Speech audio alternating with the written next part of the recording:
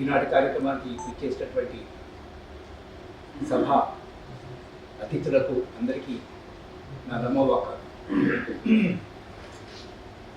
ఈనాటి ఈ కార్యక్రమానికి నేను రావడం నిజంగా నా అదృష్టంగా భావిస్తాను. ఎందుకో తెలియదు కానీ ముందు నుంచి వరుణ్కు నేనంటే ఒక రకమైన అభిమానం. అది ఒక రకమైన అవినాభావ సంబంధమా లేకపోతే ఎప్పుడో ఎక్కడో ఏర్పడినటువంటి బంధమా తెలియదు. అది కూడా స్కోప్ తెలిస్తే కానీ తెలియలేదు. ఇందాక వారు చెప్పినట్టుగా వరుణ్ బహుముఖ ప్రజ్ఞాశాలి.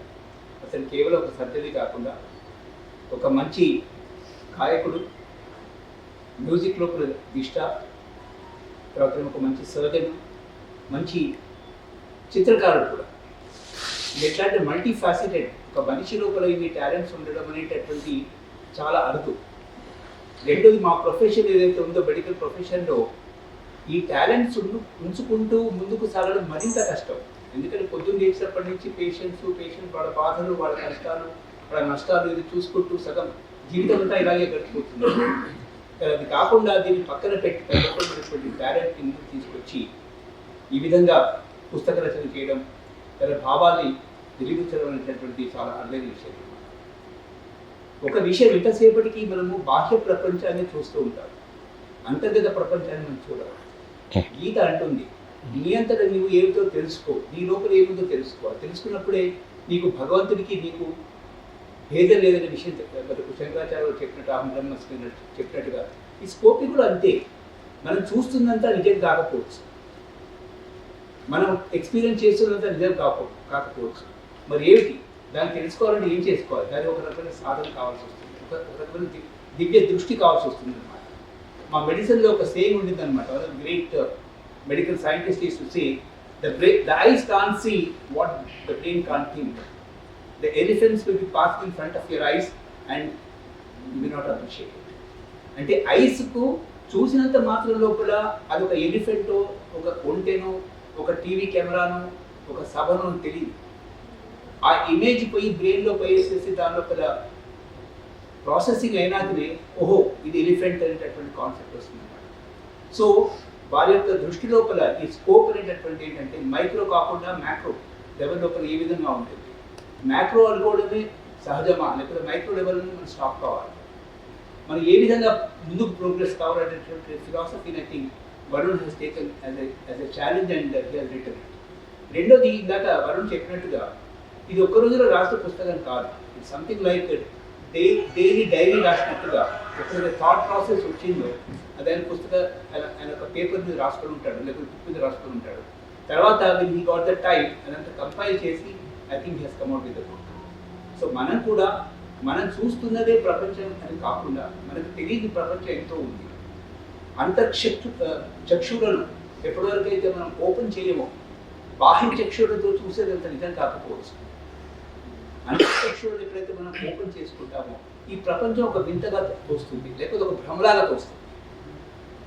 ఇందాక చెప్పినట్టుగా whatever you see it may not be real, but until unless you look from the inner eyes you will not appreciate this aspect of it. Externally you always think అదొక చెట్టు, అదొక పుట్ట, ఆయన ఒక మనిషి, భార్య, కొడుకు అనేటటువంటి కాన్సెప్టే వస్తుంది. But when you go to the deeper aspects of it ఇదంతా మిథ్య అనేటటువంటి కాన్సెప్ట్ వస్తుంది. సో ఈ రాసినటువంటి పుస్తకాన్ని ఒక రోజులో చదవలేము మనం. We have to read it periodically and then మనకు దానికి సంబంధమైనటువంటి విషయం ఇంతవరకు మనం అన్వయించుకోగలుగుతామా చూసుకొని దాని మీద ముందుకు సాగితే ఈ స్కోపి అనేది చాలా ఒక మార్గదర్శకంగా ఉంటుందని నేను అనుకుంటున్నాను. ఇందాక ప్రతి ఒక్కళ్ళు లాప్రోస్కోపీ ప్రపంచం అనేది ఒక పెద్ద విజన్. ఆ విజన్ మనం ఎలా చూస్తున్నాం అనేది ఈ స్కోపి యొక్క ఉద్దేశం.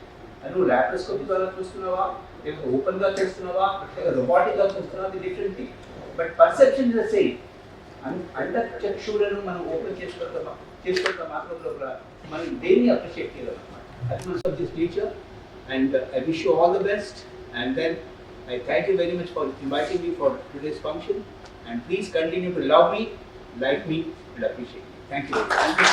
దానికంటే మీరు విశ్లేషించిన తర్వాత మాకు ఒక ఏ స్కోప్లో చూడాలి దాన్ని అనేది అర్థమయ్యేట్టుగా చెప్పారు.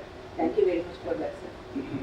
I request chief guest general Varun నాకు దాదాపుగా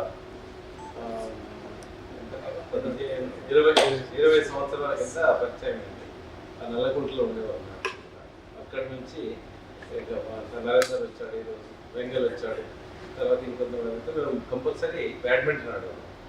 సో బ్యాడ్మింటన్ ఆడితే ఆయన నేను ఆడితే కంపల్సరీ గెలవపోయినా ఏదో ఒకటి చేసి గెలుస్తాం, గెలవకపోతే ఊరుకునేది లేదు. సో వాళ్ళు కూడా సరిగ్గా ఒక లాస్ట్ పాయింట్లో చేసి మొత్తం గెలుస్తున్నాం. డాక్టర్కి ఏం చేసినా కూడా టాప్ ఉండాలనేటువంటి ఒక బలమైన కోరిక. తన కోసం కాదు, ఒక ఎఫిషియన్సీ గురించి ఉత్సాహం, సాహసం, ధైర్యం, బుద్ధి, శక్తి, పోరాటం, ఇది 6 ఉన్నటువంటి వాళ్ళు యుద్ధ భూమిలో అయినా, కర్మభూమిలో అయినా, సంసారంలో అయినా, వైద్యంలో అయినా రాణిస్తారు.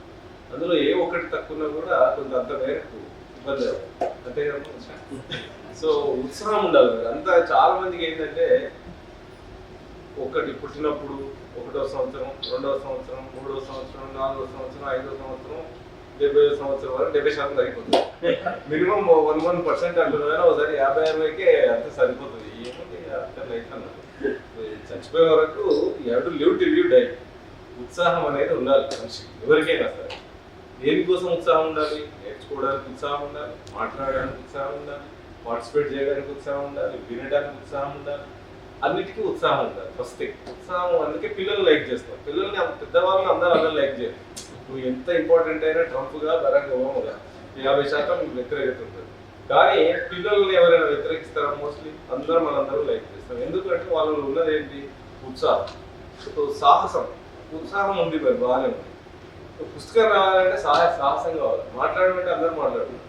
ఒక్క పుస్తకం రాయాలంటే జీవిత కాలంలో రాయలేదు, చాలా మంది రాయలేదు. ఎంతో అందరికీ ఎక్స్పీరియన్స్ ఉంది. అందరు డాక్టర్లే, అందరు ప్రొఫెసర్లే, అందరు విద్యార్థులే, అందరు వ్యవసాయదారులే, శాస్త్రవేత్తలే. కానీ బహుశా ఒక 10 లక్షల మందికి ఒకరు మాత్రమే పుస్తకం రాయాలి. రాయలేక కాదు, మిగతా వాళ్ళు సాహసం కూడా కావాలి. మరి చదువుతారా లేదా? నేను రాయలేదు, రాపించిన భూజల లక్ష్మి అని, భూమిని జలాన్ని ఎట్లా రక్షించుకోవాలి మనం అనే దాని మీద సస్టైనబిలిటీ మీద పుస్తకం రాయించాను. అయిన తర్వాత కరీంనగర్లో ఉన్నాం, PDDRD ఉన్నది. ఎవరికి అవగాహన లేదు. ఒక ఇంచు నేల ఫామ్ కావడానికి 1000 సంవత్సరాలు పడుతుంది. కానీ ఒక వరద వస్తే, ఒక వర్షం వస్తే భూమిని రక్షించుకోలేకపోతే సముద్రంలో కొట్టుకుంటుంది. మరి ఏం చేయాలి? కనీసం ఒక గడ్డి ఉండాలి, లేకపోతే చెట్లు ఉండాలి, లేకపోతే వాళ్ళకి అడ్డంగా ఉండాలి. ఈ మాత్రం తెలిస్తే కూడా ఆ భూమిని రక్షించుకోవచ్చు సారా. మరి చాలా మంది తెలియదు కదా, దీని మీద పుస్తకమే రాస్తే బాగుంటుందని తెలుగులో రాయించాలి. తప్పసారి అయిన తర్వాత అవి మరి ఒక 1000 గ్రామాలు ఉంటే 1000 మంది సర్పంచ్లకు ఇస్తే బాగుంటుంది. లైబ్రరీలు ఎన్ని ఉన్నాయి అన్ని లైబ్రరీలో పెట్టేటప్పుడు మంచిగా ప్రింట్ చేసి ముఖ్యమంత్రి గారితో రిలీజ్ చేయించేసి అందరికి ఇచ్చేసి, అయిన తర్వాత నేను ఒకరోజు చిగురుమానం మండలం ఉంటాను కరీంనగర్. నేను ఇచ్చిన పుస్తకం ఫీడ్బ్యాక్ ఎవరెవరు చదివారు, ఎప్పుడు చదవాలి, మండల ఆఫీస్లో కూర్చున్నాను. ముందర నుంచి ఒక ఆయన బ్యాగ్ పట్టుకొని వెళ్తున్నాడు. రమ్మన్నాను. ఎవరంటే ఆ కాలంలో బ్యాగ్ పట్టుకొని వెళ్తుంటే సర్పంచులను ఇంజనీర్ల మీద అదమాయించి ఉండే కంటే వాళ్ళని వర్క్ వాళ్ళకి ఇచ్చేసారు అనమాట. డీసెంట్రలైజ్డ్ ఎంపవర్మెంట్ పేరు. సరే ఎంబీ బుక్స్ అవి పట్టుకొని వస్తుంటే లోపలికి వచ్చి, ఏమండి ఈ భూజల లక్ష్మి అంటే నాకు తెలియదు, ఆమె ఎవరో నాకు తెలియదు, ఆమె పుస్తకం రాశాను కదా మరి పంపించాను అంటే, ఏమేమో సార్ నాకు రాలేదు. ఎంపీడీ ఒకే మండల డెవలప్మెంట్ ఆఫీసర్ ఉంది.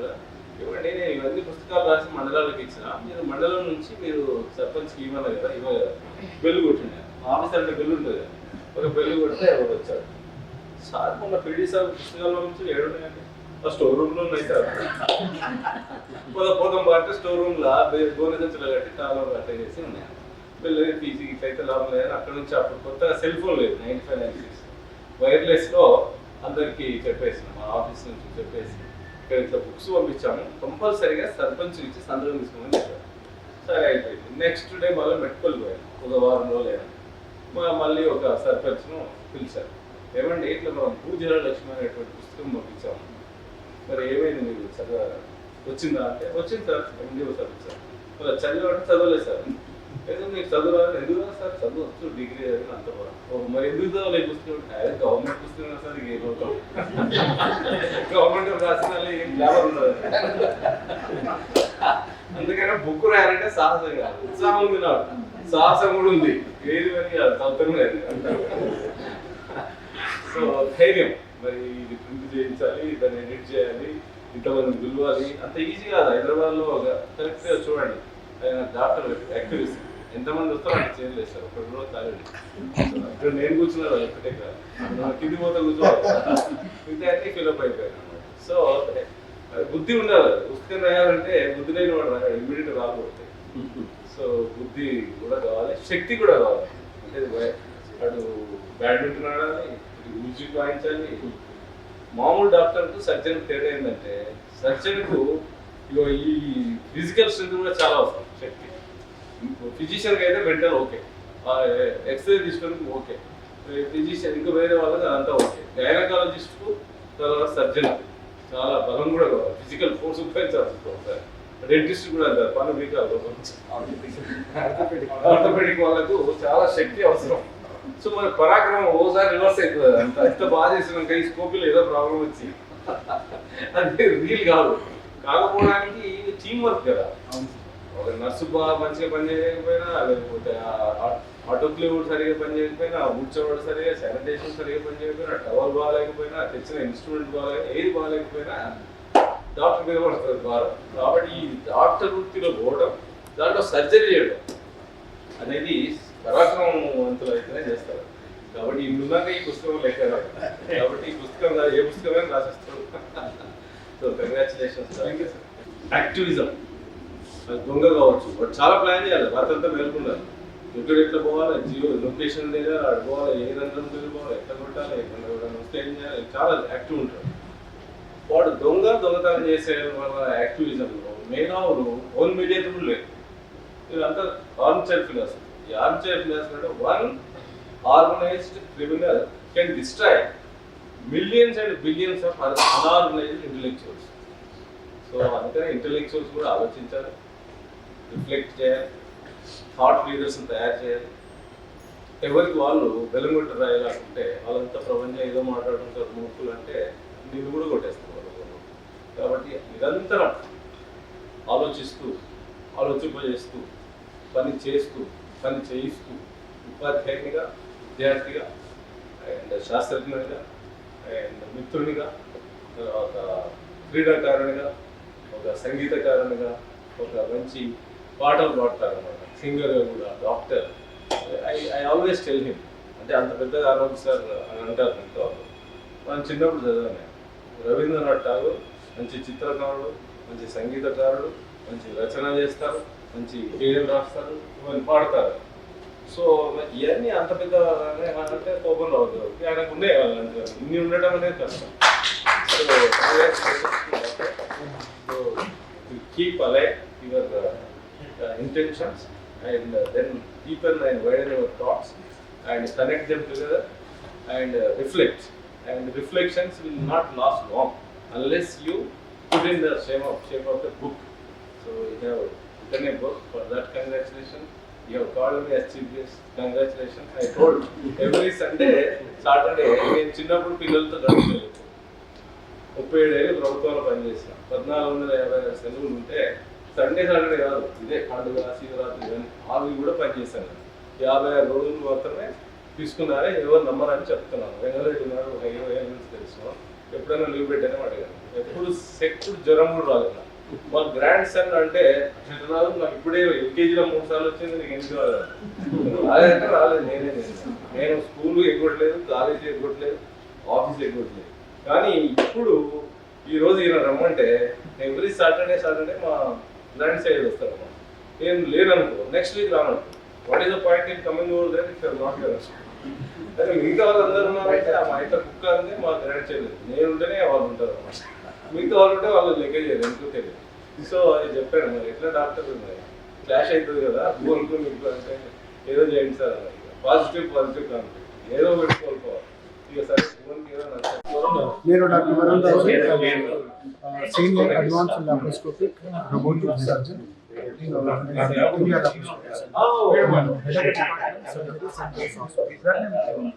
ఈ పుస్తకం స్కోపీ అనేది ఫస్ట్ టైం ఇది రిలీజ్ అయింది. ఈ పుస్తకం అనేది ఇప్పటి నుంచి మొదలు పెట్టలేదు.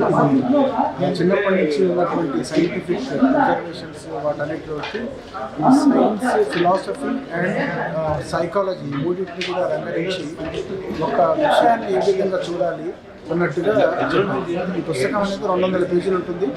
ఇది అమెజాన్లో దొరుకుతుంది. తర్వాత దీనికి లింక్ కూడా ఉంది. అట్ ద సేమ్ టైం ఈ పుస్తకం మీద మీరు డెఫినెట్గా రివ్యూస్ తర్వాత కమెంట్స్ కూడా రాయొచ్చు.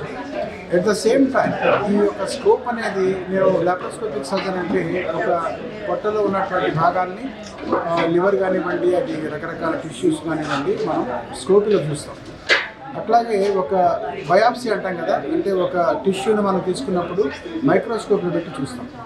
అట్లాగే శాటిలైట్ దృష్టిలోకి వెళ్ళినప్పుడు మనకు భూమి అనేది చిన్నగా ఒక చిన్న బ్లోక్లా కనిపిస్తుంది. అంటే జూమ్ అండ్ జూమ్ అవుతుంది. మనం చూసే విధానం అనేది దగ్గరికి వెళ్తే చిన్నగా కనిపిస్తుంది, దూరం పోతే చాలా పెద్దగా ఉంటుంది.